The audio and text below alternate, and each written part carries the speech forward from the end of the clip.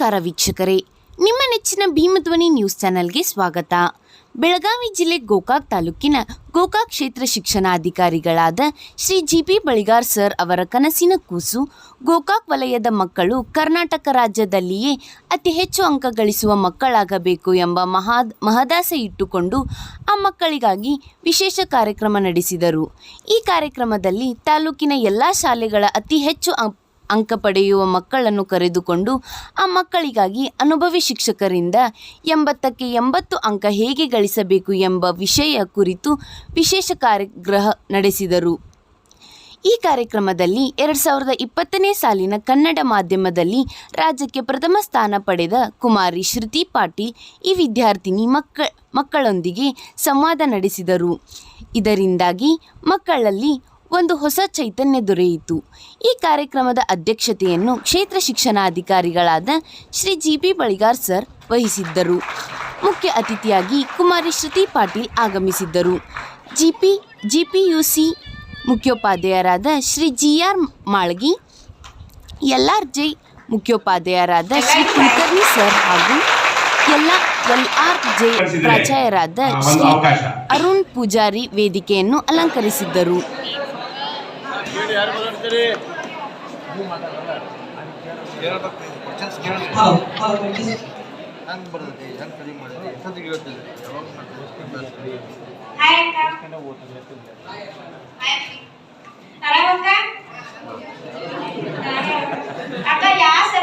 ಎಷ್ಟು ಟೈಮ್ ಕೊಡ್ಬೇಕು ನಿಮಗೆ ಯಾವ ಡಿಫಿಕಲ್ಟ್ ಆಗ್ತಿರ್ತೈತಲ್ಲ ಆ ಸಬ್ಜೆಕ್ಟ್ ಹೆಚ್ಚು ಟೈಮ್ ಕೊಡ್ಬೇಕು. ನಿಮ್ಗೆ ಯಾವ ಡಿಫಿಕಲ್ಟ್ ಆಗ್ತೈತಿ?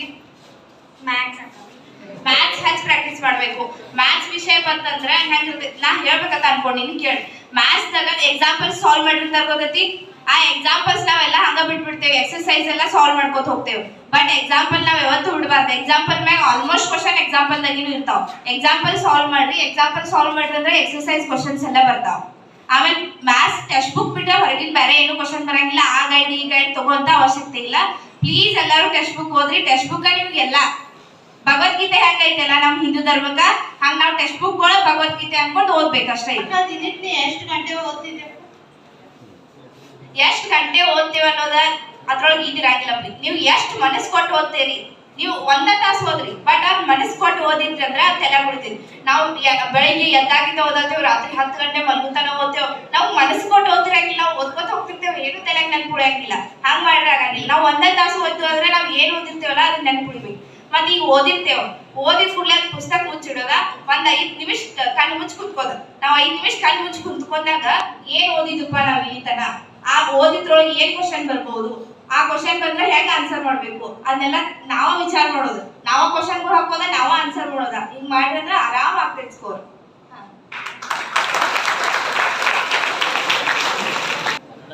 ಟೆಕ್ಸ್ಟ್ ಬುಕ್ ಅಷ್ಟೇ ರೆಫರ್ ಮಾಡ್ಬೇಕು, ಏನ್ ಕ್ವಶನ್ ಪೇಪರ್ಸ್ ಭಾಳ ಸಾಲ್ವ್ ಮಾಡ್ಬೇಕು. ನೀವ ಟೆಕ್ಸ್ಟ್ ಬುಕ್ ಮೊದಲು ಓದ್ಬೇಕು.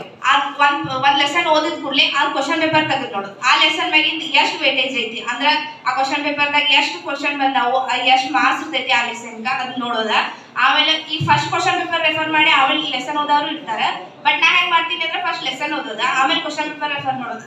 ಆ ಲೆಸನ್ ಓದಿರ್ತೇವಲ್ಲ, ನಮ್ಗೆ ಆ ಕ್ವಶನ್ಗಳು ಬಂದು ಅಂದ್ರೆ ಎಷ್ಟು ಆನ್ಸರ್ ಮಾಡಕ್ ನನಗೆ ಎಬಿಲಿಟಿ ಐತಿ. ನಾ ಇದ ಕ್ವಶನ್ ಬಂತಪ್ಪ ನಾವು ಈಗ ಎನ್ಯುವಲ್ ಎಕ್ಸಾಮ್ಗ, ನಾ ಇದನ್ನ ಆನ್ಸರ್ ಮಾಡಬಲ್ಲೇನಾ ಅದು ವಿಚಾರ ಮಾಡೋದ. ಬರ್ಲಿಲ್ಲ ಅಂದ್ರೆ ಮತ್ತೆ ವಾಪಸ್ ಲೆಸನ್ ಓದೋದ.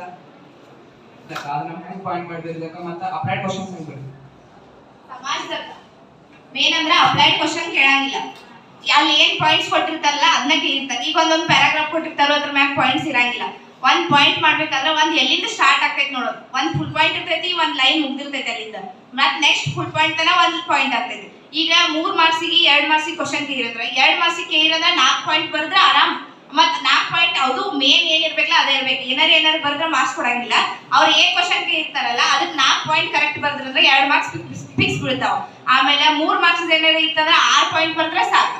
ನಾವು ಯಾವ್ದು ಕ್ವಶನ್ ಮತ್ ಸಮಾಜದಾಗ ಹೆಂಗಿರ್ತೈತೆ ಅಂದ್ರೆ ನಾವ್ ಯಾವ್ದು ಕ್ವಶನ್ ವಾಪಸ್ ಓದ್ತಿರ್ತೇವಲ್ಲ, ಕ್ವಶನ್ ಪೇಪರ್ದಾಗ ಯಾವ್ಯಾವ ಬಂದಿರ್ತಾವಲ್ಲ ಅವ ವಾಪಸ್ ರಿಪೀಟ್ ಆಗ್ತಿರ್ತಾವ. ನೀವ್ ಒಂದ್ 5-6 ವರ್ಷದ ಕ್ವಶನ್ ಪೇಪರ್ ರೆಫರ್ ಮಾಡಿದ್ರೆ ಸಮಾಜ ಹೆಂಗ್ ಓದ್ಬೇಕು ಅನ್ನೋದು ನಿಮ್ಗೆ ಗೊತ್ತಾಗ್ತೈತಿ. ಮತ್ತೆ ಭಾಳ ಹೆವಿ ಸಬ್ಜೆಕ್ಟ್ ಐತಿ, ಹಂಗೈತಿ ಹಿಂಗೈತಿ ಅನ್ಕೊಂಡ್ ಕೂತ್ರೆ ಆಗಂಗಿಲ್ಲ. ನನಗೂ ಅದು ಭಾಳ ಟಫ್ ಆಗ್ತಿತ್ತು. ಅದ್ರ ಸಲುವಾಗಿ ನಾ ಈಗ ಸೈನ್ಸ್ ಮಾಡಿದ್ದೇನೆ, ಸಮಾಜ ಬೇಡ ಅಂತ. ಬಟ್ ನಾ ಭಾಳ ಓದ್ತೀನಿ ಸಮಾಜ. ನನಗದು ನೆನಪುಳಿಯಂಗಿಲ್ಲ ಅಂತ ಅನ್ಕೊಂಡು ಭಾಳ ಓದ್ತೀನಿ. ಬಟ್ ನಮ್ಮ ಸರ್ ಹೇಳಿದ್ರು ನೀ ಹಿಂಗೆ ಓದಾಕತ್ತಂದ್ರೆ ಉಳ್ಕಿದ್ ಯಾವುದು ಓದಂಗಿಲ್ಲ, ನೀನು ಏನ್ ಬೇಕಲ್ಲ ಅದ್ ನಟ ಪಾಯಿಂಟ್ಸ್ ಮಾಡಿ ಓದ್ಪಾ. ಈಗ ಒಂದ್ ಕೊಟ್ಟಿರ್ತಾರೆ ಅದಕ್ಕೆ 2 ಮಾರ್ಕ್ಸ್ ಬರ್ತೈತಿ, ಖರೆ ಟೆಕ್ಸ್ಟ್ ಬುಕ್ ದಾಗ 8 ಕೊಟ್ಟಿರ್ತಾರೋ 10 ಪಾಯಿಂಟ್ಸ್ ಕೊಟ್ಟಿರ್ತಾರೆ. 10 ಪಾಯಿಂಟ್ಸ್ ಓದೋಂಗಿಲ್ಲ, 4 ಪಾಯಿಂಟ್ಸ್ ನಮ್ಗೆ ಯಾವ್ದು ನೆನಪು ಉಳಿತಾವಲ್ಲ ಅದ್ರೊಳಗಿಂದ ಅಷ್ಟು 4 ಪಾಯಿಂಟ್ ಈಸಿಯಾಗಿ ಓದ್ಕೋದ, ಅವನಷ್ಟ ನೆನಪಿಟ್ಕೋದ. ಹಂಗ ಓದಾಕತ್ರ ಭಾಳ ಹೆವಿ ಆಗ್ತೈತಿ. ನಾ ಹೆಂಗ್ ಹೇಳಿದೆ ಅಂತಲೇ ಹಂಗ ಓದ್ರಿ ಆರಾಮ್ ಸ್ಕೋರ್ ಆಗ್ತೈತಿ ಸಮಾಜ. ಮತ್ ಮ್ಯಾಪ್ಗಳು ಏನೇನ್ ಕೊಟ್ಟಿರ್ತಾರಲ್ಲ ಅವನ್ನೆಲ್ಲ ನೋಡ್ಕೋಬೇಕು, ಅಷ್ಟ್ ಮಾಡ್ರಿ ಆಗ್ತೈತಿ. ಥ್ಯಾಂಕ್ಸ್. ಅಕ್ಕ ಸೈನ್ಸ್ ಸಬ್ಜೆಕ್ಟ್ ಭಾಳ ಟಫ್ ಐತಿ, ಈಸಿಲಿ ಸ್ಕೋರ್ ಮಾಡ್ಬೇಕಾರೆ ಮೆಥಡ್ ಏನಕ್ಕ? ಸೈನ್ಸ್ ಹಾ ಸೈನ್ಸ್ ಭಾಳ ಟಫ್ ಇರಂಗಿಲ್ಲ, ನೀವು ಟಫ್ ಮಾಡ್ಕೋತಾ ಇರೋದು. ಅದಕ್ಕ ಅದ ಈಸಿಯಾಗಿ ಮಾಡ್ಕೊಡ್ತೀರ. ಸೈನ್ಸ್ ದಾಗ 3 ವಿಭಾಗ ತಗೋತೈತಿ. ಹಾ ಅಕ್ಕ.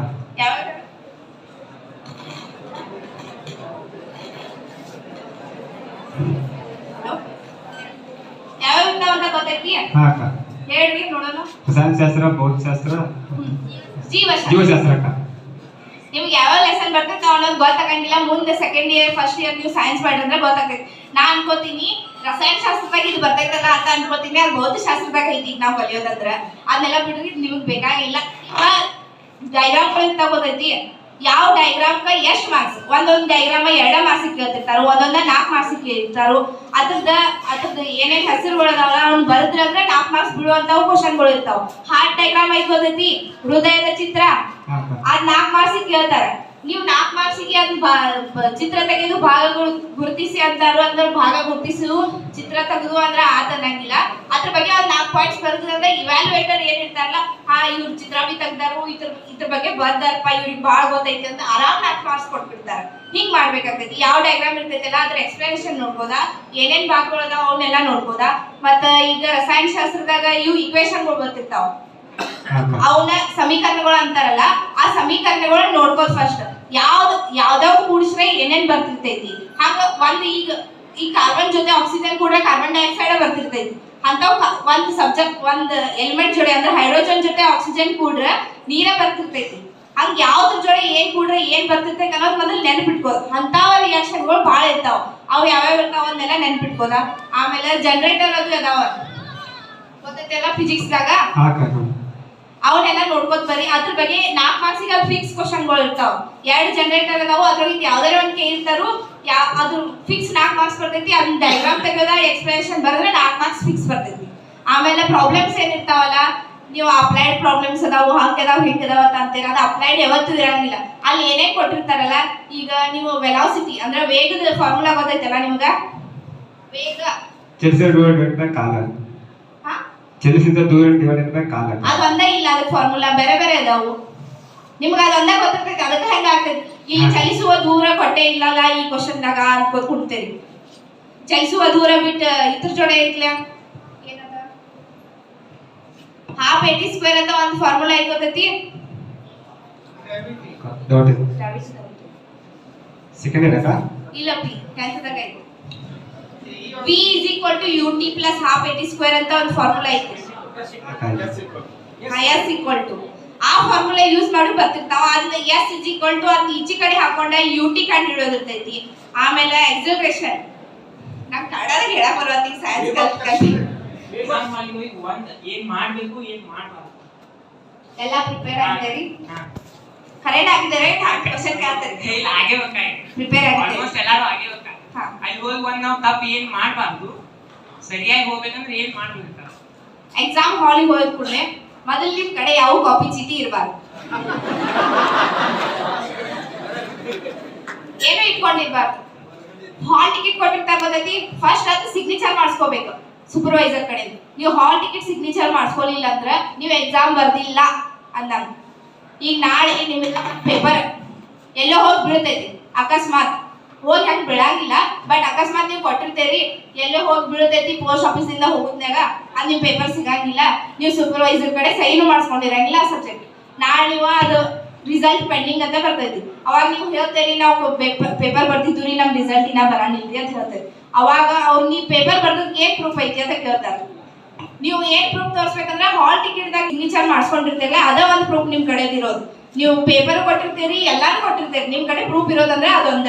ಅದ್ರ ಸಲುವಾಗಿ ಫಸ್ಟ್ ಹೋದ್ ಕೂಡಲೇ ಸೂಪರ್ವೈಸರ್ ನೀವು ಎಕ್ಸಾಮ್ ಮುಗಿತಾನೆ ಅವ್ರು ಸಿಗ್ನೇಚರ್ ಮಾಡ್ಬೋದು ಯಾವಾಗ. ಅದ್ರ ಬಗ್ಗೆ ಕ್ವಶನ್ಗಳು ಇರ್ತಾವಲ್ಲ, ಈಗ ನಾವು ಈ ಕ್ವಶನ್ ಬರ್ತೈತಿ ಅಲ್ಲಿ ಟಿಕ್ ಹಾಕ್ತೇವೆ ಅಂದ್ರೆ ಇಲ್ಲ, ನೀವು ಕ್ವಶನ್ ಪೇಪರ್ ಓದಾಕ ಕಷ್ಟ ಕೊಟ್ಟಿರ್ತಾರ ಅದ್ರೊಳಗೆ ಏನು ಬರೆಯಂಗಿಲ್ಲ.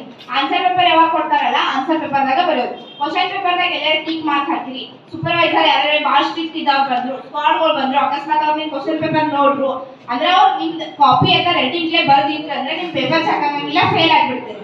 ಈ ಕೆಲಸ ಯಾವತ್ತೂ ಮಾಡಬೇಡ್ರಿ. ಕ್ವಶನ್ ಪೇಪರ್ದಾಗ ಟೀಕ್ ಹಾಕ್ಬೇಡ್ರಿ, ಪೆನ್ ಏನು ಮೂಡಿಸ್ಬೇಡ್ರಿ.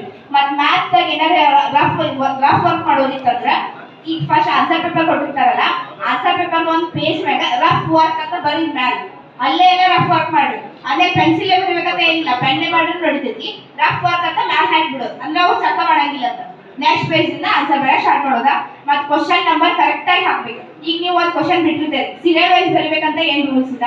ಈಗ ಒಂದ್ ಕ್ವಶನ್ ಬಿಟ್ಟಿರ್ತೀರಿ, ನೀವು ಒಂದೇ ಬರಂಗಿಲ್ಲ, ಎರಡನೇ ಬರ್ತೀವಿ. ನೀವು ಡೈರೆಕ್ಟ್ ಎರಡನೇ ಹಾಕಿ ಬರೆಯೋದು. ಒಂದೇದ ಹಾಕಿ ಅದು ಬಿಟ್ಟು ಆಮೇಲೆ ಮತ್ತೆ ಎರಡನೇ ಹಾಕಿ ಬರಿತಾನಂದ್ರೆ ಇಲ್ಲ. ಆ ಒಂದೇದ್ ಹಾಕಿ ಹಾಕ್ಬಿಡ್ತೀರಿ, ಅದು ಲಾಸ್ಟ್ ಯಾವಾಗ ಟೈಮ್ ಬರ್ತೈತೆ ಅವಾಗ ಬರೋಲ್ಲ. ಫಸ್ಟ್ ಎರಡನೇ ಹಾಕೋದ ಬರೋದ.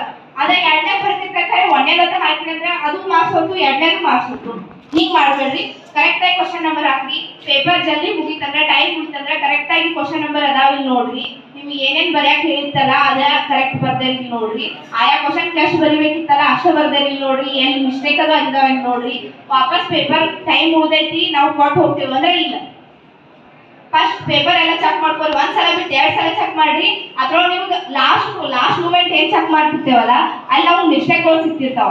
ಈ ಇಂಗ್ಲಿಷ್ ದಾಗ ಬರೀತಿರ್ತೇವೆ, ಇಂಗ್ಲಿಷ್ ವರ್ಡ್ ಏನಾದ್ರು ಮಿಸ್ಟೇಕ್ ಆಯ್ತಂದ್ರೆ ಆ ಅರ್ಧ ಮಾರ್ಕ್ಸ್ ಉಳಿಸೋ ಸಲುವಾಗಿ ವಾಪಸ್ ಎಲ್ಲ ಚೆಕ್ ಮಾಡೋದು. ಎಲ್ಲಿ ಸ್ಪೆಲ್ಲಿಂಗ್ ಮಿಸ್ಟೇಕ್ ಆಗಿರ್ತೈತಲ್ಲ ಅದನ್ನ ಕರೆಕ್ಟ್ ಮಾಡೋದ. ಆಮೇಲೆ ಪೂರ್ತಿ ಯಾವಾಗ ಅವರು ಪೇಪರ್ ಇಸ್ಕೊತಿರ್ತಾರಲ್ಲ ಅವಾಗಿಂತ ನೀವು ಪೇಪರ್ ಕೊಡ್ಬೇಡ್ರಿ. ಮತ್ತೆ ಯಾರ್ಯಾರ ಕಾಪಿ ಮಾಡಕತ್ರು, ಯಾರ್ಯಾರ ನಿಮ್ ಕಾಲಾಗ ಅವ್ರ ಚೀಟಿ ತಂದ್ ಹೋಗಿದ್ರಂದ್ರ ಅದ್ ಅವಾಗ ಯಾರು ಸೂಪರ್ವೈಸರ್ ಹೇಳ್ಬೇಕು. ಇಲ್ಲಾಂದ್ರೆ ನೀವೇ ಕಾಪಿ ಮಾಡಿದ್ದೀರಂತಾರು ನಿಮ್ ಪೇಪರ್ ಮ್ಯಾಗ ಕಾಪಿ ಅಂತ ಬರೆದ್ ಬಿಡ್ತಾರ. ಇನ್ ತಪ್ಪು ಯಾವತ್ತೂ ಮಾಡ್ಬೇಡ್ರಿ. ನಿಮ್ ಸುತ್ತಮುತ್ತ ಏನ್ ಆಗ್ತಿರ್ತೈತೆ ಅದನ್ನ ನೋಡ್ಕೊಂಡು ಅಂದ್ರೆ ಅವ್ರು ಏನ್ ಬರೆಯತ್ತಾರೋ ಅದನ್ನ ನಾವು ಬರಿಬೇಕಲ್ಲ. ಅಂದ್ರೆ ಯಾರ್ಯಾರ ಹಿಂಗ್ ಕಾಪಿ ಚೀಟಿ ಒಗ್ಯಾತಾರೋ ಏನ್ ಮಾಡತ್ತಾರೋ ಅದನ್ನ ನೋಡ್ಕೊಂಡು ಇರ್ತದ್ರಿ. ಆಮೇಲೆ ಚಂದಂಗೆ ಎಕ್ಸಾಮ್ ಬರೀರಿ. ಸೋಷಿಯಲ್ ಸೈನ್ಸ್ ಇಸ್ವಿ ಯಾವ್ದು ಬಂದಿರ್ತೈತೆ ಅಂದ್ರೆ ಈಗ ವರ್ಷ ಕ್ವಶನ್ಗಳು ರಿಪೀಟ್ ಆಗ್ತಿರ್ತಾವಲ್ಲ ಇಸ್ವಿಗಳ ಬಗ್ಗೆ ಅಂತ ವರ್ಷ ರಿಪೀಟ್ ಆಗ್ತಿರ್ತಾವ. ಈಗ ಒಂದೊಂದು ಭಾಳ ಇರ್ತಾವ, ಎಲ್ಲಾ ಇಸ್ವಿ ಕೇಳಂಗಿಲ್ಲ. ನಾವು ಅವ್ರಿಗೂ ಗೊತ್ತಿರ್ತೈತೆ ಕ್ವಶನ್ ಪೇಪರ್ ರೆಡಿ ಮಾಡೋರಿಗೆ ಹುಡುಗರಿಗೆ ಟಫ್ ಆಗ್ತೈತಪ್ಪ ಇನ್ ಕೇಳಬಾರ್ದು ಅಂತ ಅಂದ್ ನೀವು ಯಾವ್ದು ಇಸ್ವಿ ಹೆಚ್ಚು ಇಂಪಾರ್ಟೆಂಟ್ ಇರ್ತೈತಲ್ಲ ಅದನ್ನ ಅಷ್ಟೇ ನೆನ್ಪಿಟ್ಕೋದ. ಆಮೇಲೆ ಅವ್ರು ಇಸ್ವಿಗಳು ಬರೆದಿಟ್ಕೋದ ಒಂದ್ ಪೇಪರ್ದಾಗ ಯಾವ ಇಸ್ವಿದಾಗ ಏನಾಗೈತಿ ಅನ್ನೋದ ಅದ್ ಬರೆದಿಟ್ಕೋರಿ. ವಾಪಸ್ ಸೇರಿ ಅದು ಕೂಡಲೇ ಅದೊಂದ್ಸಲ ಓದ್ರಿ, ತಾನ ನೆನ್ಪಿಡ್ತೈತಿ. ನಿಮ್ ಎಕ್ಸಾಮ್ ತನಕ ಇನ್ನ ಟೈಮ್ ಐತಿ, ನೆನ್ಪಿಟ್ಕೋದು. ಸೈನ್ಸ್ ದಾಗ 2 ಕ್ವಶನ್ 4 ಮಾರ್ಕ್ಸ್ ಇದ್ದು 2 ಕ್ವಶನ್ ಒಂದ್ ಕ್ವಶನ್ 3 ಮಾರ್ಕ್ಸ್ ಮತ್ತೊಂದ್ ಕ್ವಶನ್ 3 ಮಾರ್ಕ್ಸ್ ಕೊಟ್ಟಿರಿ. ನಾ 4 ಮಾರ್ಕ್ಸಿಗೆ ಎಷ್ಟು ಬರಿಬೇಕಲ್ಲ ಅಷ್ಟೆಲ್ಲ ಬರ್ದೀನಿ. ಒಂದ್ ಡಯಾಗ್ರಾಮ್ ತೆಗೆಯೋದಿತ್ತು, ಆ ಡಯಾಗ್ರಾಮ್ ತೆಗೆದು ಕರೆಕ್ಟ್ ಆಗಿ ಭಾಗಗಳು ಗುರ್ತಿಸಿ ಅದು ಕರೆಕ್ಟ್ ಆಗಿ ಎಕ್ಸ್ಪ್ಲನೇಷನ್ ಬರ್ದೀನಿ. ಆಮೇಲೆ ಇದ್ಯಾಕೆ 3 ಮಾರ್ಕ್ಸ್ ಕೊಟ್ಟಿದ್ದಾರು, ಸೈನ್ಸ್ ದಾಗ 2 ಮಾರ್ಕ್ಸ್ ಹೆಂಗ್ ಹೋಯ್ತು ಅಂತ ಹೇಳಿ ವಾಪಸ್ ಎಲ್ಲ ಪೇಪರ್ ತರ್ಸಿನಿ.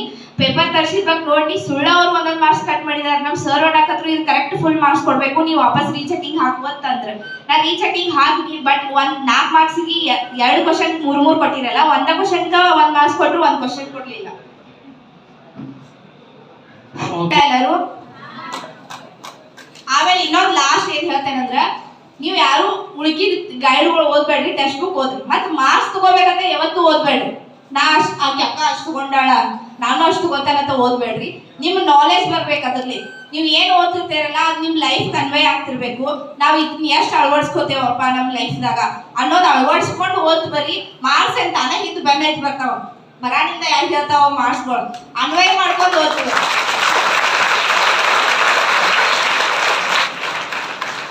ಇಷ್ಟೊತ್ತಕ್ಕ ನನಗೆ ಇಲ್ಲಿ ಮಾತಾಡಕ್ ಕೊಟ್ಟಿದ್ದಕ್ಕೆ ಎಲ್ಲರಿಗೂ ಧನ್ಯವಾದಗಳು. ಬಳಿಗಾರ್ ಸರ್ಗೆ ತುಂಬ ಹೃದಯದ ಧನ್ಯವಾದಗಳು. ಸ್ವಲ್ಪ ಜಾಸ್ತಿ ಅರಳಿದವ. ಎಸ್, ಒಂದ್ ಕಾನ್ಫಿಡೆನ್ಸ್ ಬಿಲ್ಡಪ್ ಆಗಾಕತ್ತದ. ಇನ್ನು ಕೆಲವು ನಿಮ್ಮ ಸಂದೇಹಗಳನ್ನ ನಮ್ಮೆಲ್ಲ ಗುರುಗಳಾಗ ಬಗೆಹರಿಸ್ತಾರ. ನಿಮ್ನೆಲ್ಲ ಯಾಕೆ ಯತ್ನಿಸೇನೆ ಅಂತಂದ್ರ ಒಂದು ಗ್ರೇಟ್ ಶೆಲ್ಯೂಟ್ ಹೊಡಿಸಲುವಾಗಿ. ಥ್ಯಾಂಕ್ ಯು ಅಕ್ಕ ಅಂತ ತಿಳ್ಕೊಂಡು ಎಲ್ಲರೂ ಜೋರಾಗಿ ಹೇಳಿ ನೋಡೋಣ. ಜೋರಾಗಿ ಚಪ್ಪಾಳೆ ಬಾರಿಸಿ. ಮಾಸ್ಕ್ ಹಾಗೂ ಸ್ಯಾನಿಟೈಸರ್ ಬಳಸಿ ಅಂತರ ಕಾಯ್ದುಕೊಳ್ಳಿ. ಕೊರೋನಾ ಮುಕ್ತ ಸಮಾಜವನ್ನು ನಿರ್ಮಿಸೋಣ. ಇಂತಹದ್ದೇ ಇನ್ನೂ ಹೆಚ್ಚಿನ ವಿಡಿಯೋಗಳನ್ನು ವೀಕ್ಷಿಸಲು ಈಗಲೇ ನಿಮ್ಮ ಭೀಮಧ್ವನಿ ನ್ಯೂಸ್ 24x7 ಸಂವಿಧಾನಕ್ಕೆ ಬದ್ಧ ಸಮರಕ್ಕೂ ಸಿದ್ಧ ಚಾನಲ್ ಅನ್ನು ಲೈಕ್ ಕೊಟ್ಟು ಸಬ್ಸ್ಕ್ರೈಬ್ ಮಾಡಿ. ಜೊತೆಗೆ ಪಕ್ಕದಲ್ಲಿರುವ ಬೆಲ್ ಬಟನ್ ಅನ್ನು ಒತ್ತಿ. ಭೀಮಧ್ವನಿ, ಇದು ನಿಮ್ಮ ಧ್ವನಿ. ಧನ್ಯವಾದಗಳು.